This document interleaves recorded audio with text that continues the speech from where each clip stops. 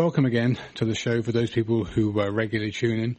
And then for those of you who maybe have just tuned in for the first time, welcome. We do take callers on the show from 7:30 to 8 o'clock. And as always, it has been the format for many years now. I can't believe how quickly time has gone by. Dr. Raymond Peat will be joining us to share his wisdom. This month, the subject is going to be a little bit political. I can't say it's not, because the subject that we'll be covering will definitely involve politics. And whilst I'm not advocating any one side for the sake of being neutral, there are certain fundamental tenets of freedom of speech, freedom of assembly, that this great nation was founded on in 1777. With the Constitution, the Bill of Rights, Declaration of Independence, etc. That's what our whole country is built on. So there will be a little political, and we invite callers to call in with any questions related or unrelated to some of the topics of the political and physiological side of the topic. Okay, so if people want to call in, the toll-free number is 1-800-KMUD-RAD. That's 1-800-568-3723. So we're going to cover, I think the broad topic is going to be on authoritarianism. And just to couch those terms that authoritarianism would cover, freedom of right, freedom of expression and freedom of religion and freedom of assembly, etc. Those freedoms are not dominated by authoritarianism. And so we're going to bring out both kind of physiological perspective as well as mental and political perspectives. Once again, we're very pleased to have Dr. Raymond Peat with us. And so, Dr. Peat, are you there? Yes. Hi. Okay, so thanks so much for joining us on the show. As always, there are people perhaps who have just tuned in now or may listen to this on an audio archive later on the web. Would you just give an outline of your background, your scientific background, and your research? The relative part of my science background is that I dissented against some of the fundamental ideas in all of the sciences, really, especially in biology. I had a master's degree in humanities from the University of Oregon for several years before I went to study biology, 1968 to 72 for a PhD. But I found that when I followed the college instructors' directions to give the students different perspectives on scientific issues in a course called Physics for Biology Majors.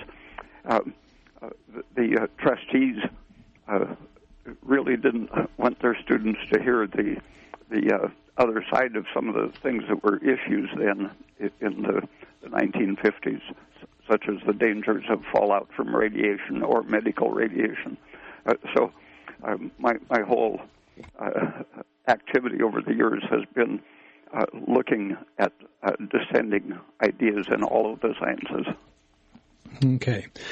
So with reference to political ideologies, I know you've mentioned many times from both your run-ins or challenges with various authoritarian figures within the studying community in order to gain your PhD, in order to pass the exams, not to pass the exams for want of not being intelligent enough to write a good enough thesis, but in order to get along. It's just like another kind of club where I've known from my own background that there are those people who perhaps come up with dissenting, for want of a better word, ideas that are challenged, not mainstream, are usually vehemently opposed, and fundamentally threaten those kind of structures that are in place in the ruling ideology of a university, for this instance of explanation. So in terms of authoritarian figures in in the academic background, even not just talking about politics and geopolitics. You've been very familiar with those things that have happened that would either be blocking what you would find as new research or old research, which was there, just needed to be uncovered. And how do you think that manifests itself in academia? In 1965, I saw a really interesting study by a professor at the Oregon State University, which I never attended, but in this study, she looked at the academic success of graduate students in all the departments, I think, at Oregon State, which it used to be an agricultural college, so it tends to be more agriculture oriented rather than humanities as the university in Eugene. But she ranked the scores on Mendel tests. I think it was the graduate or the Miller analogies test, and she looked at the way the brain functions. The Miller analogies measures mental flexibility as well as vocabulary and other aptitudes, but it's heavy on flexibility. They change the rules partway every 10 questions or so. They use different kinds of analogy. And she found that from the lowest academic achievers in graduate school, the lowest scores on that test corresponded nicely, and up to the middle range of the Miller analogies test, that increased in rank with the academic success up to the straight A 4-point students. But then, as the students' mental scores on that analogies test increased, their grades decreased. And again, the very highest on the mental abilities were lower, very unsuccessful graduate students. That obviously is a matter of authoritarian fitting in, being other-directed rather than being powered by curiosity and desire for knowledge, which really didn't fit in and made them fail. Okay. So I think probably just to get into some of the politics, then let's just go for the jugular and go for some of the politics in science, in academia, and then the politics within the framework which those establishments are raised or fostered. I think in the past, certainly up until probably the end of the Second World War, and I know I've brought this out with you several times about the German repatriation that was demanded after the fall of the Third Reich, and how the corporate assets within Germany were seized, as well as some of the mind capability, the intellectual capability of either the physicists or the chemists, pharmacologists, etc., that were working for these big institutions was seized and brought to America. How the background of the New World Order was founded, and Nuremberg trials, and how that whole thing basically virtually acquitted a lot of these people, given that they would then work for the United States in their newly seized businesses with newly seized information, and how this New World Order concept is very much being exposed today on the internet, and we're even beginning to see the emergence of news channels like Fox actually openly debating now concepts that Donald Trump's been bringing out in his various rallies. He's definitely not bought out, and he's definitely not a politician. I hear a lot of the ideologies that he has would seem to harken back to a minimal government, the way the Constitution was written, more decision-making by the state, less government involvement, make better deals, etc., etc., the kind of rhetoric I know I've heard from him. And then we have the counterpart to that in the campaign, Hillary Clinton, who definitely has, if you want to go look for it, been implicated with many different, in parentheses, crimes for which they're calling for her indictment, whether it's Benghazi or whether it's the email server that got hacked or whether it's the funding that she's gotten from dictators and other countries, maybe not dictatorial countries, but definitely nations that are certainly opposed to America's ideology. Where this brings our country, and in terms of the mindset in academia, the mindset in succeeding in academia, because the dogma that's established and is not challenged, that's set up by pharmaceutical companies that have a lot of money, a lot of government lobbying power, and how this whole thing really is opposed to free will and freedom of expression and a constitutionally sound republic that the republic was built on, and free trade as opposed to free trade. Yeah, I mean, there's both the TPP and other policies that have been brought up and documentation that's been brought up, and certainly not an American owned or controlled framework too. So I think the whole concept of other powers being in control all kind of rolls into the geopolitical space that we're in at the moment with this this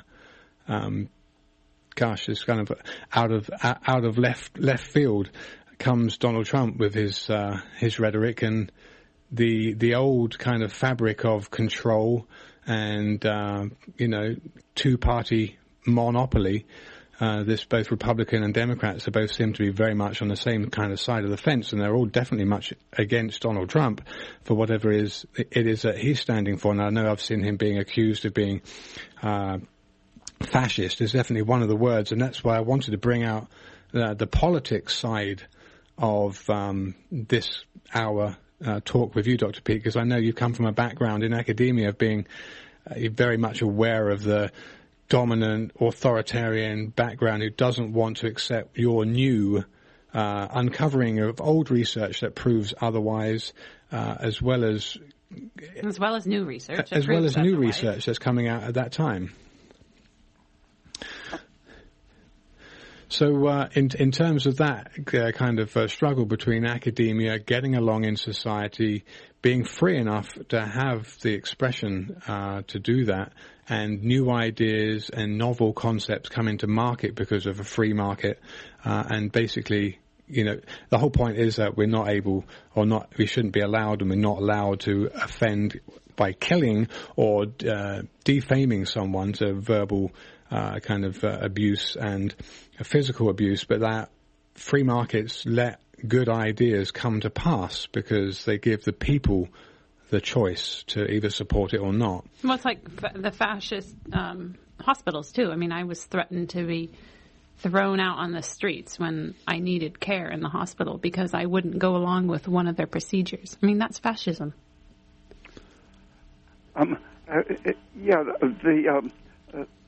The ruling class really has defined the words, though, and where Mussolini clearly defined what he called fascism as the blending of state power with corporate power.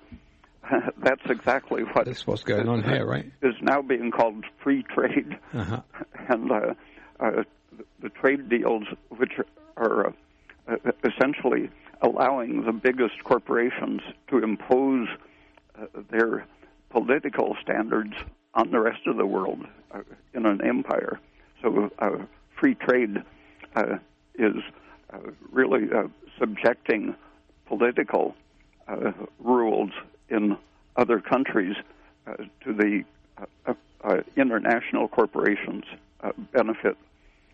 The environment in Mexico, for example, has been deteriorating for several decades with the maquiladora industry along the border, but then the NAFTA started because corn can be grown industrially on a huge scale in the United States. The subsidized corn has to be freely admitted into Mexico, where people using subsistence methods depended for their livelihood on growing their own corn and animals. And so this subsidized cheap corn displaced farmers and created the influx of immigrants who are wanted for cheap labor in the farms, and probably eventually, if there are any factories left, they would be doing maquiladora-type work in the U.S. Okay, let me just get the number out for people that may have just tuned. You're listening to Ask Your Arab Dr. KMD Galberville, 91.1 FM. From 7:30 till the end of the show, you're invited to call in with any questions related or unrelated to this month's kind of mixed topic of politics, authoritarianism, free speech, constitutional rights, alternatives. And obviously we're coming from an alternative medicine background. And Dr. Peat, our guest, PhD endocrinologist, who's been studying and researching many different aspects of longevity, as well as hormones, etc., that we've normally talk about. He's very graciously joined us. I know you weren't feeling too well earlier, Dr. Peat, so I was a little wondered whether or not we'd be doing this, but I appreciate your time coming here. You mentioned Mussolini. That's quite interesting, actually, because when I looked earlier, and I hadn't even spoken to you all day here, I looked at what I wanted to... I think initially what I wanted to do was break down the different political ideologies and see the statements that these political ideologies flew their banner over in order to get a concept of each political mindset. And then I think that would probably be a good place to go. We have a caller in now who's just decided to call, but we can take this caller and then let's move on to the kind of individual political topic banners that each party flies under, and let's explore the authoritarian stance amongst that. Okay, caller, you're on the air. Where are you from, and what's your question? Hi. I'd rather not say where I'm from, but anyway, I'm in the area. Okay. Let's see.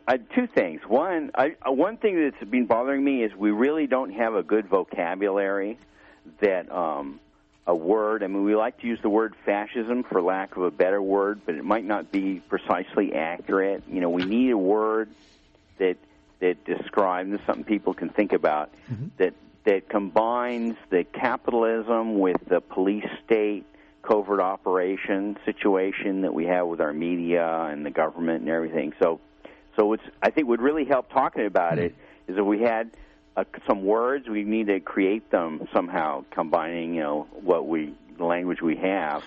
Because when you say the corporate media to somebody who doesn't know the field really well, they have no idea what you're talking about.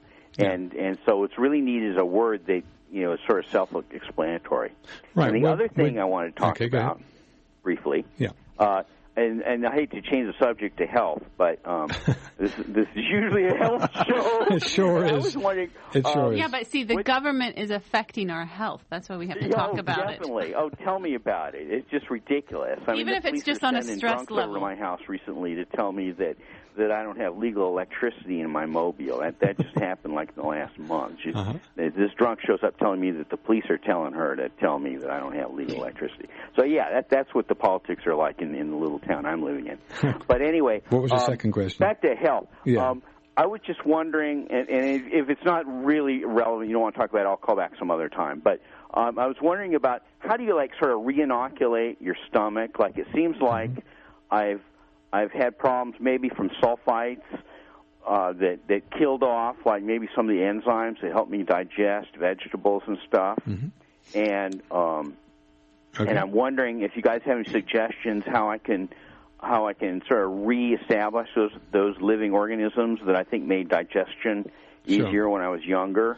Okay. I was thinking maybe because I know with dairy products, it seems like if I eat a lot of cheese and I eat a lot of yogurt, then I can drink milk, whereas if I haven't eaten cheese and yogurt in a while, I have a lot of problems digesting milk. And so I was thinking that might be the same situation with vegetables. And you might have some ideas. Maybe would fermented vegetables help or something? Or do you have any ideas on that? And if you don't want to talk about it tonight, then I'll call you back some other time. No problem. No, that's fine. We announced questions related or unrelated to tonight's topic, so feel welcome to call in about health questions because that's really the most interesting to us anyways. Thanks okay, so I'm going to get off the line. No problem. I'll give the recolonization answer to you, Dr. Peat, and then I'll cover the fascism because that's actually going to be the beginning of the explanation of the different party mindsets, and we can explore the authoritarian system over that. I think he mentioned sulfite as a problem. Yeah, he thought that the sulfites might have killed off some good bacteria, and I do know from being friends with a winemaker that sulfites are a preservative and they are antimicrobial and they are like a bleaching product.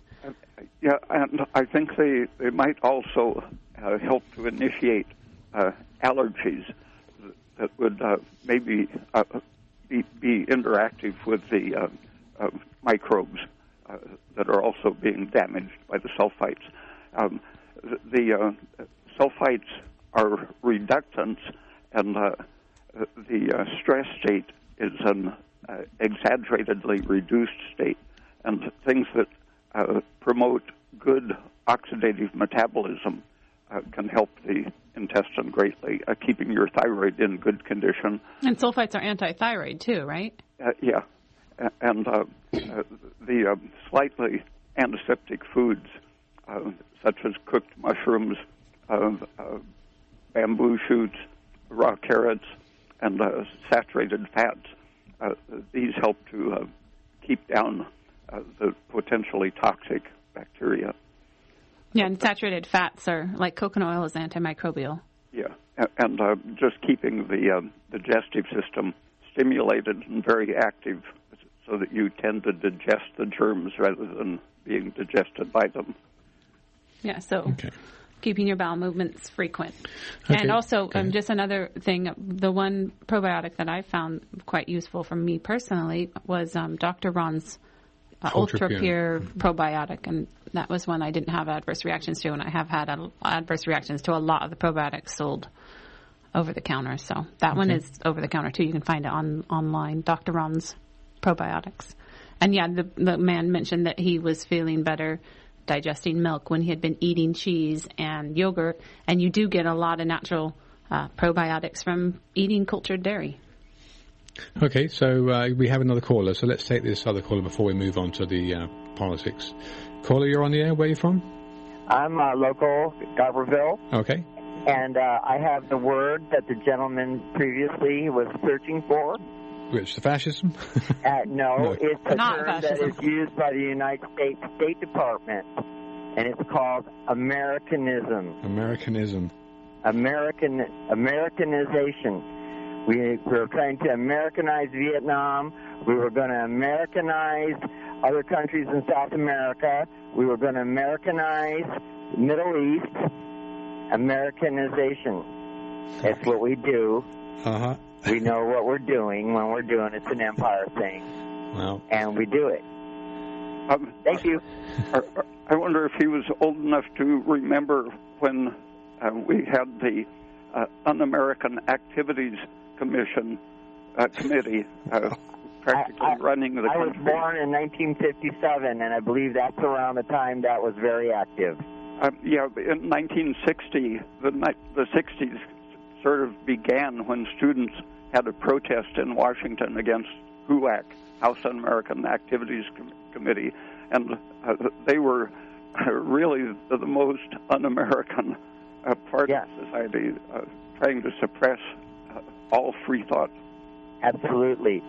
And, we're all kind of like singing the song to the choir here in a way. I know. But As locally, our Northern California people are a little bit ahead of the curve of understanding these issues than the rest of the country. And thank you for the show, because I know a lot of people from all over the country are listening. Thank you so much. Yeah, thank you for your call. Now, the West Coast is definitely, I'm very pleased, very proud to be an American on the West Coast. I'm in California, and where it all started. And I'm sure there's going to be many more good things to come out of it, as long as we don't let political correctness take us over, because I think that's becoming a really bad problem. That can also be talked about. We're on the air now. Ask Your Herb Doctor, KMUD Garberpool 91.1 FM from now until the end of the show at 8 o'clock. You can call in if you're on the web. You want a toll-free number, 800-568-3723, or for those of our listeners in the area, toll-free, the 707 number is 923-2513. Okay, so... 3911, 923-3911. Beg your pardon. Okay, 3911. There you go. I have another little comment Go ahead. On the question of language and what you call it. I did my thesis on William Blake, and in the late 1700s, he was tried for sedition in 1804, but he was writing things that were potentially disturbing to the ruling class all through the late 1700s.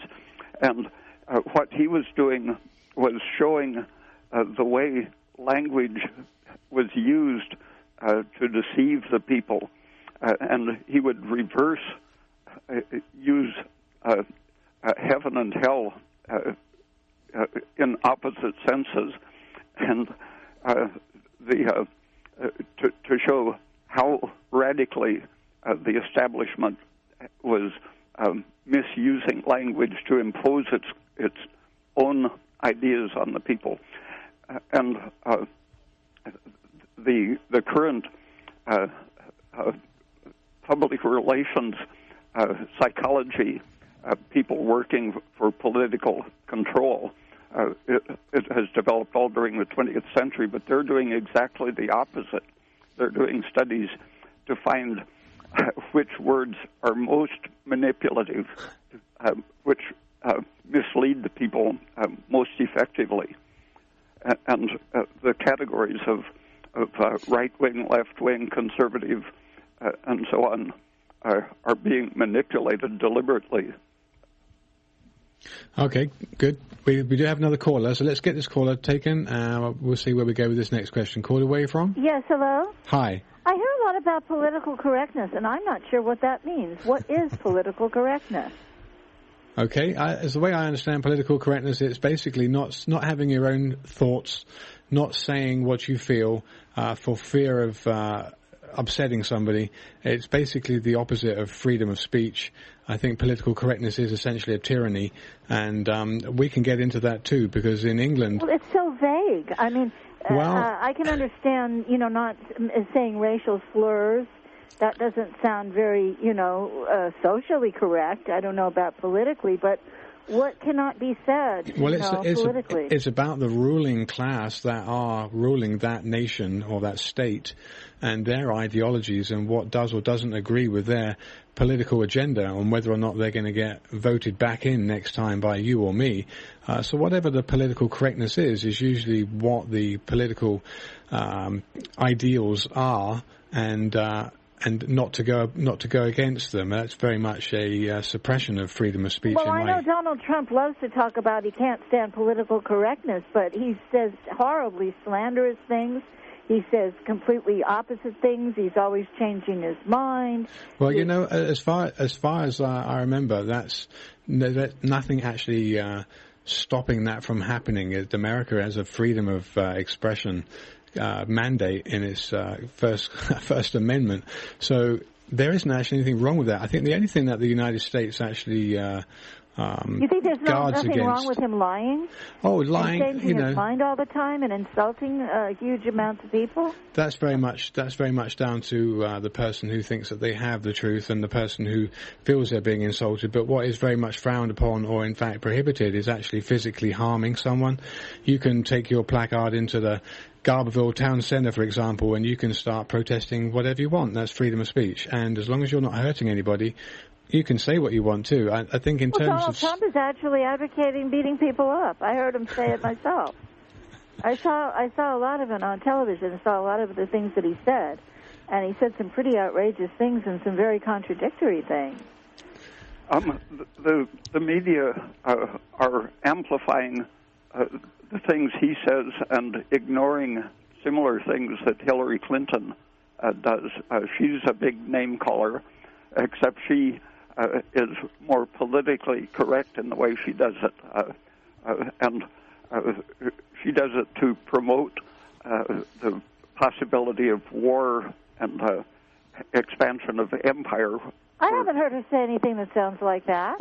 Yeah, she is called Putin. What? She called Putin a Hitler.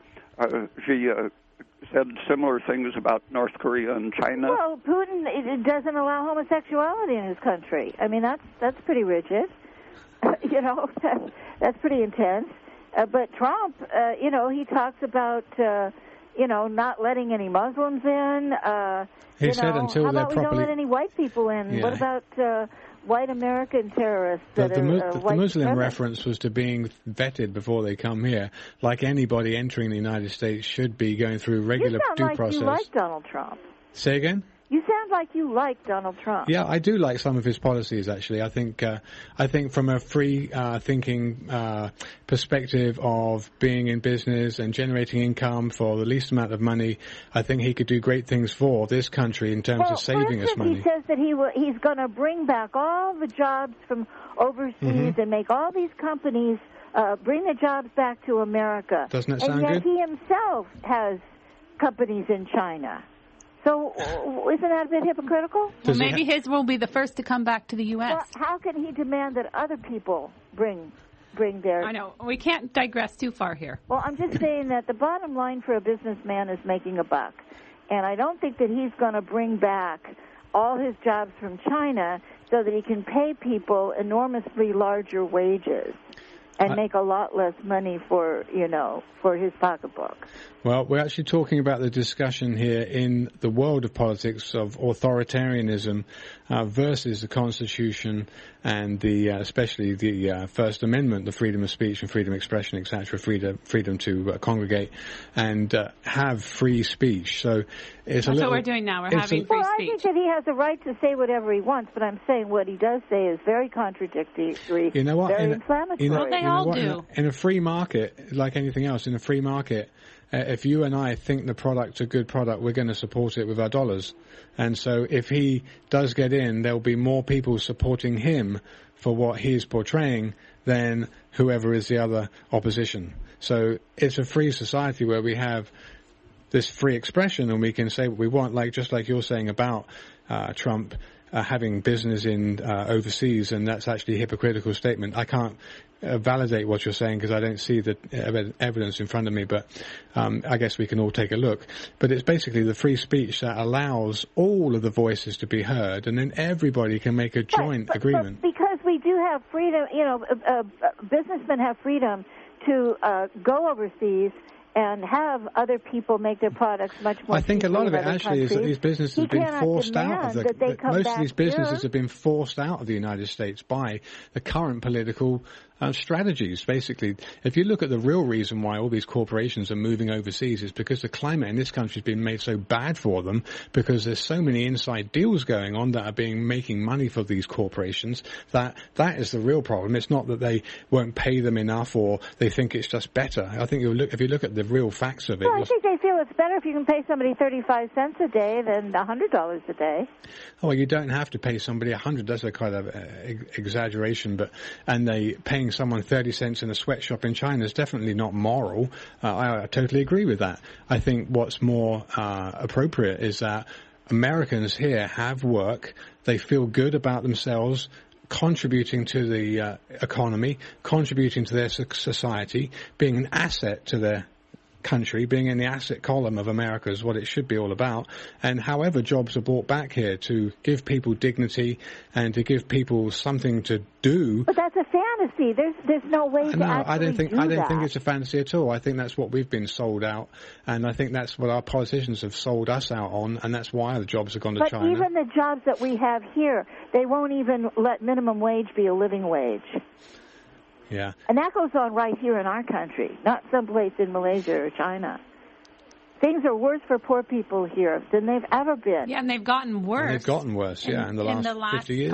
Because of the big companies and billionaires and business people and corporations. Right. Corporations don't pay any taxes. Yeah, Even Donald Trump says he'd rather pay as little taxes as possible. We're not opposed to that. That's not what we're saying. But I think the scope of what you're talking about is probably going to take us too far down the road and not allow other callers in. Well, I'll let other callers speak then. Thank you. Okay. All right. Some of those points were sounding like support for Bernie Sanders, which I think his domestic policies are very traditional and actually conservative in one sense of the concept, conserving the standard of living, quality of life of working people, and so on. Okay, I think we have one or two more callers on the air. Do we have? Yeah, let's take this next caller. Caller, where are you from, and what's your question? Hi, I'm from the San Francisco Bay Area. Okay, hi. What's your question? I have a couple of health-related questions for Dr. Peat because I've been experiencing really incredible results with my thyroid medication. Okay, good. Quick background, I'm a client of Dr. Murray's. Hi, Dr. Murray. Hi. And he prescribed thyroid medication to me recently, so I've been on it for 1 week so far. And my two questions are regarding some incredible results that I've experienced over this past week. So the first one is specifically about my lips. I've noticed my lips are getting bigger. Shockingly, my skin cells on my upper lip, they're turning into lip skin cells. It's the easiest way to put it. The color in these areas are turning pink, and the pores in these areas are shrinking to where you can't even see them, and it looks like smooth lip. The color hasn't fully gotten in there all the way, but I can tell that the skin is completely changing. And so my question is, Dr. Peat, how is that physiologically happening? I'm just blown away. The circulation increases as the metabolic rate is increased under the influence of thyroid. Cells start producing carbon dioxide, which opens up blood vessels, and it also accelerates all of the normalizing processes, creating replacement cells, for example, rather than scar tissue. With aging, there's a tendency to fill in with fibrotic, simply useless scar-like connective tissue in between where replacement stem cells haven't been able to develop. And a good supply of energy and oxygen can renew tissues. My own experience when I was experimenting with, among other things, DHEA and progesterone, but also thyroid, I found that in my 40s, I grew more than an inch while losing some belly fat, staying the same weight, but my muscles developed as the fat disappeared. And even at that age, my bones were elongating. So the repair and regeneration and anti-aging effects of thyroid used to be talked about in the 1920s and 30s, but since the pharmaceutical industry started suppressing the idea of treating hypothyroidism with thyroid supplements, since then attention has been strongly directed away from those restorative effects of thyroid.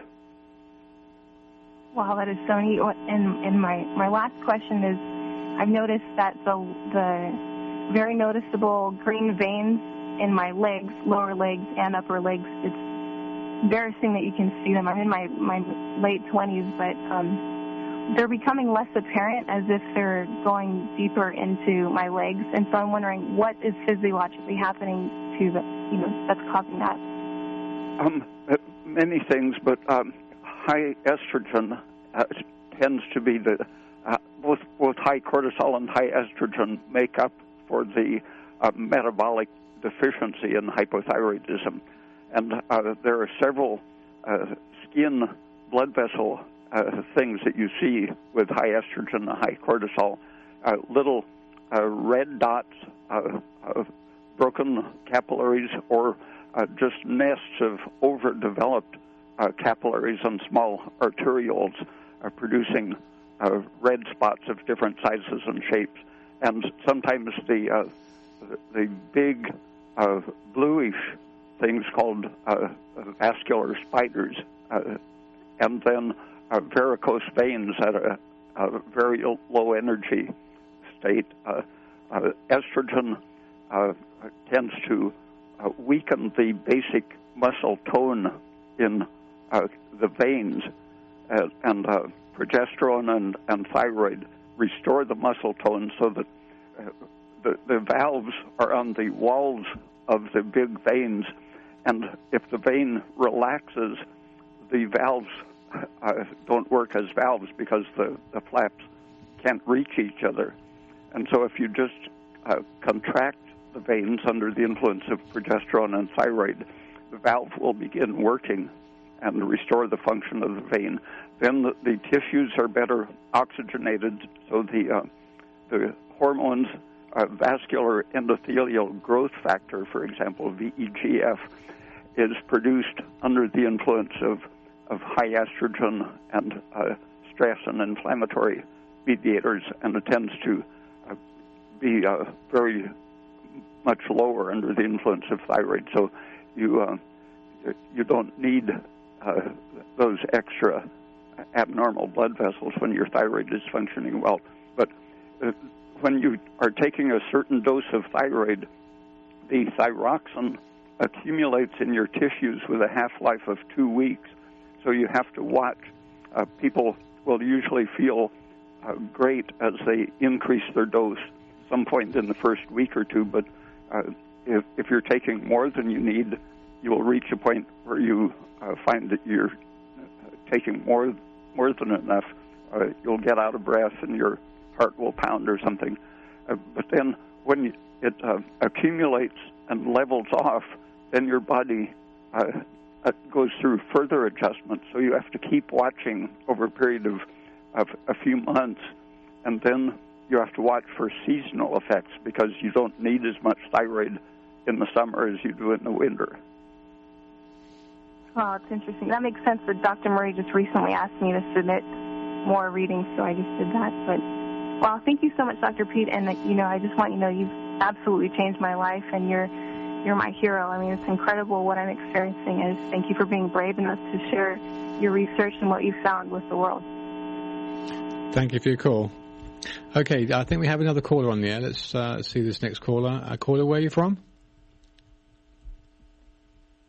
Okay, do we have that caller on the air? Yeah, caller, you're on the air. Go ahead. Or maybe not.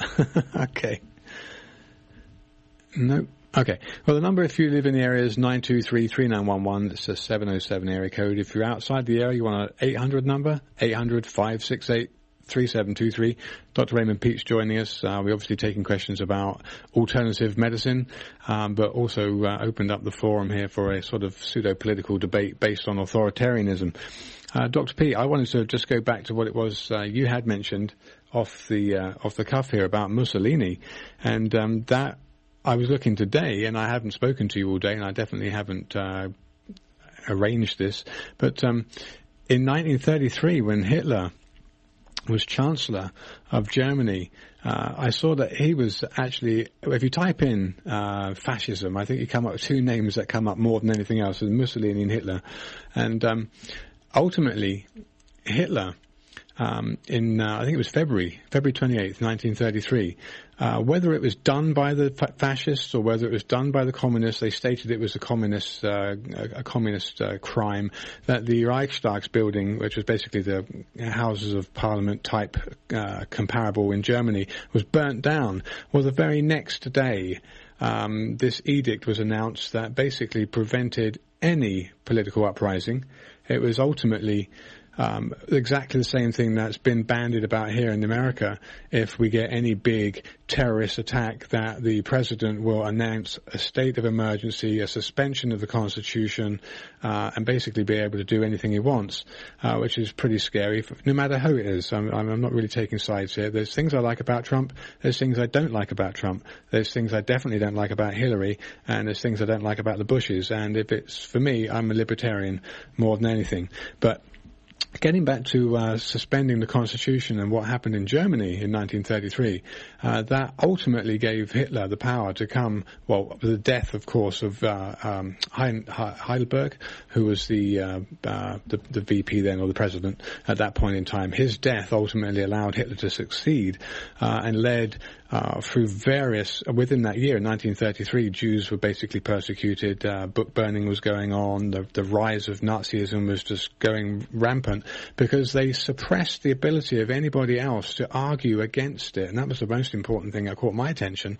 was that freedom of speech is very, very important, and that's why our First Amendment is so important to us, and we have to protect it with our lives if necessary, because founding fathers weren't stupid people. They'd escaped the country that I was born in, that I've seen going down the toilet in the last 15 years since I've been here, and things that are happening in England now you would not believe. And I'm not I'm not racist. I think freedom of religion's just fine, but I think when you come to America, you're supposed to integrate with America. And when I came here, I take on American, I drive on the side of the road the Americans drive on.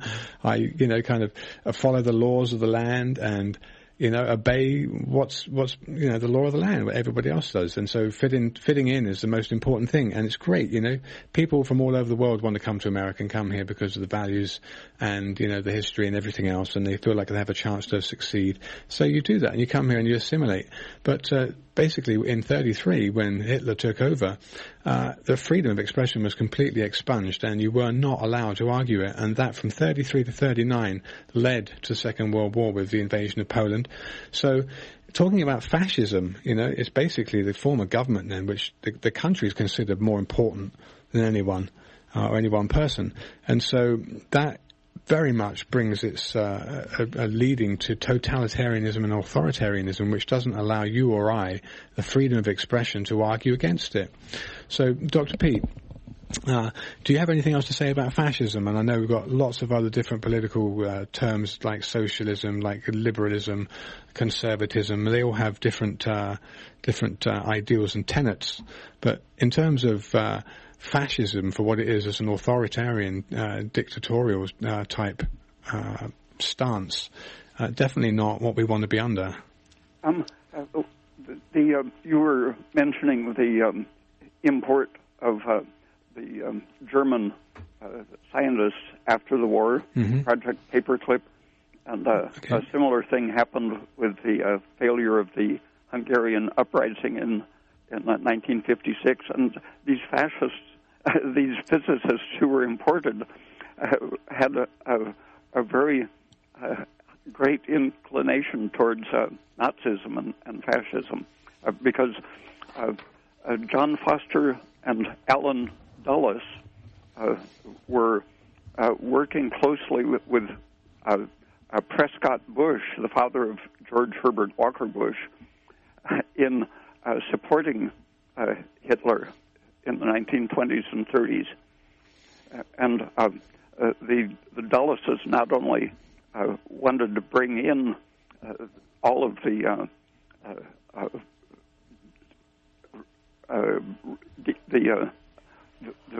scientists who they needed, for example, further rocket science and weapons development and such, but they imported or continued their support for the role that Hitler had played in the world. A recent book by an Australian history professor has followed the role of the Dulles brothers in world history. The effects continue right down to the present, but this recent book shows how the Dulleses and European fascist involvement in Indonesia was a very important factor in Kennedy's assassination, because Kennedy was within just a few weeks of changing policy in Indonesia, which would have ruined some of the investments that the Dulleses were involved in. And George Demoran-Schilt, I think his name was, the guy who was closely connected to Lee Harvey Oswald, who was one of Dulles's associates way back in the 1940s period. Okay, well, we've just got another caller that's just come in, so let's take this next caller. Call away from, and what's your question? I'm local, and my question, I really wanted to just add a fragment of information. During the late 40s, when, the doctor was talking about them importing through various means German scientists, we got the Galen Group, which was upper echelon SS, created false identities for them. Sure. And that was the work of Wild Bill Donovan, who was the director of the Secret Service. Mm-hmm. But at that same time, 46, 47, they also created the CIA. Right. They were fascinated by the incredibly cold and calculated methodology of the genocide that they were creating. And the development of the weapons and things, they didn't understand and wanted that information to be able to create, of course, the intelligence, if you want to call it that, forces that we have out there today. So they created false identities, and we got people that created the gas chamber, and these people were considered assets. You see, so it's just an ongoing thing. Yeah.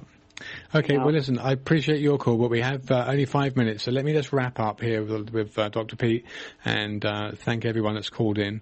Dr. Peat, thank you so much for your time.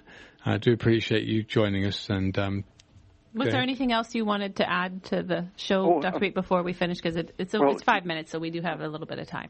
The doctrine of eugenics actually went from the United States and England to Germany, and Hitler put it into practice, but it never left American biology. Right. The Institute for Social... He was used to implement it, basically, for the Americans.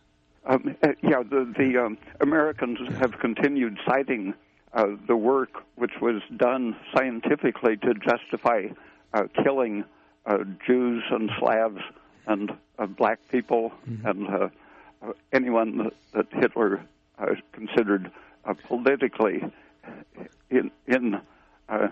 inappropriate.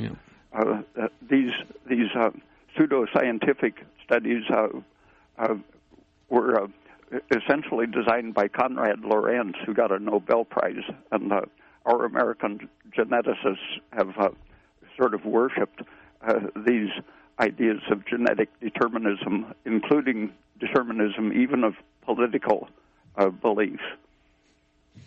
Okay, well, let's leave it with that. And that's all I can say is wow. Okay, well, thank you so much for your time, Dr. Peat. Okay, thanks. Okay, so for those people who've tuned in, Dr. Raymond Peat, raypeat.com, his website's full of articles.